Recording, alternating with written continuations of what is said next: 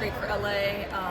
They've had a tremendous season thus far. I can't say enough positive things about how they're playing and how they've played all year. But our players haven't looked for anything to be easy. We've never, with all the top teams we faced, we haven't said, gosh, let's hope they're not as good as we thought they were. We want to rise up and be better, and it'll make us better to prepare for this game and play this game. And I think the energy level is going to be off the charts. Obviously, the crosstown rivalry. How special is that your top players, Kiki and Juju, are homegrown? Yeah, and Rhea and Kennedy and Clarice. It's amazing. We've got a lot of LA lifeblood on our team, and I think it hits differently this week for our entire team. But when you're from this city, I think it really means a lot. Hey, Lindsay, how you doing? With UCLA having such a balanced attack, what are some of the defensive principles you'll be emphasizing to disrupt their rhythm and control the tempo? Yeah, you got to keep them at a transition. I would say that's with any team, but a team that's so potent for sure. Lauren Betts is, maybe the most unique player in college basketball, and you got to make some decisions on how to guard her. I'm not saying I'll tell you those decisions right here now, but she puts you in situations where you have to decide, how you're going to guard her, and obviously we have to just figure out how to limit them in transition, play in half court, and try to, force them to low percentage shots, whatever those might be. Thank you. This whole year, obviously, it's been kind of an offensive process, just trying to integrate the pieces that you have. Where do you feel like you guys are in that process at this point? Is there still another level that you feel like you guys can reach? Yeah, there's still obviously definitely another level. Maybe there's that perfect game where we have every single player clicking on all levels, but more so just philosophically, we want to create easy baskets off our defense. We want to get go-to players in their spots and pick on mismatches when people sell out on certain things that we do. You got to be a cohesive unit and get to the best shot and knock them down and have everyone feel as good as possible that they're attacking in their spots and also working off one another and what the defense is giving us. You mentioned kind of sophomore and Betts. You've been able to face her a couple times already in her career. What has it been? How has she grown as a player? Just seeing her evolve into her game? I will say it is really impressive to be really good and then improve. Sometimes it's harder to do that even when you're already really good. And I see a ton of improvement from her, which is credit to her and the staff. I think she's probably the best shape she's ever been. I think she handles multiple coverages in different ways. I think her passing's really good.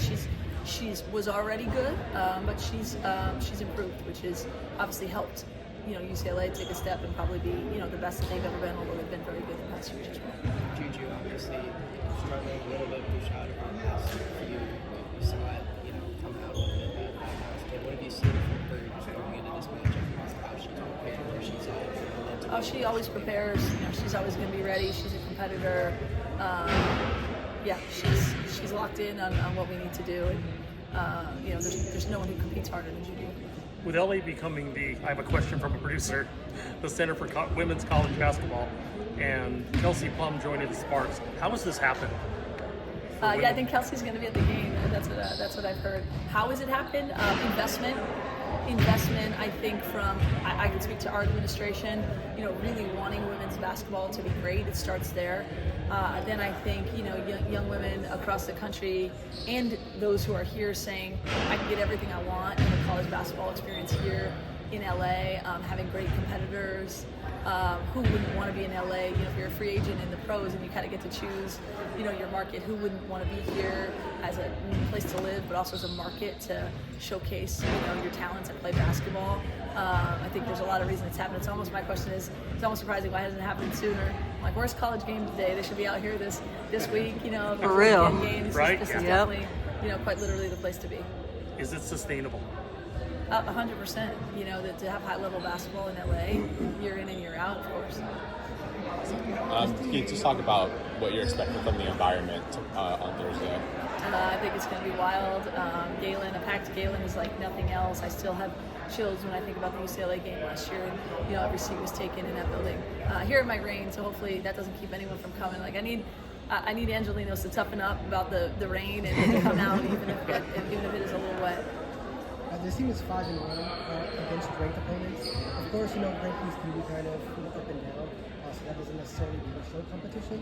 But what is that ranking against those opponents going to show what this team can do against tough competition? Yeah, I mean, we've had tough games all throughout the year, and I think one of the things that puts us where we are in the rankings, whether you look at the quad one wins or whatever it is, that we haven't shied away from any competition, and we've been able to go on the road and win. We've been able to win at home. We've I think risen to moments for the most part against other really good teams, and that's what makes you better. Lindsay, I know you're obviously dialed in for Thursday's matchup, but it wasn't that long ago when Galen had like a couple hundred people going for these bigger games, and against Ohio State, to see the hundreds of people of all ages, from grandparents to kids, who waited around in the lower bowl to hopefully get a picture with Juju and Kiki or get an autograph, and to just feel that, like, how much pride do you take in knowing that you were able to come in and deliver basically on what you promised in turning this program around to get to where you're at? Yeah, it definitely wasn't me alone. It was all of us, but I think those of us who have been here, like, we don't take for granted 1 minute of one day where we were and what it's become. I have people to remind me, Rhea, we joke, it was her family and mine in there for a while alone, and a couple other fans.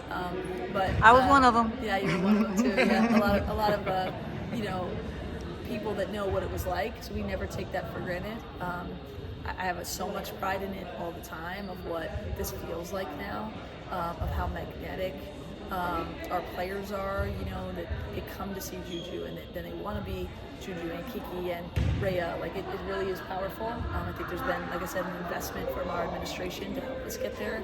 I think there's a lot of players that, committed to putting a good product on the floor, and then you end up getting, the star power and the talent on top of that, and it's been a pretty special ride.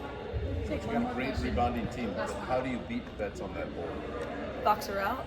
Yeah. I mean, that's usually the key to rebounding on the defensive end. You got to put a body on it, right? If you One don't, or two bucks? As many as it takes.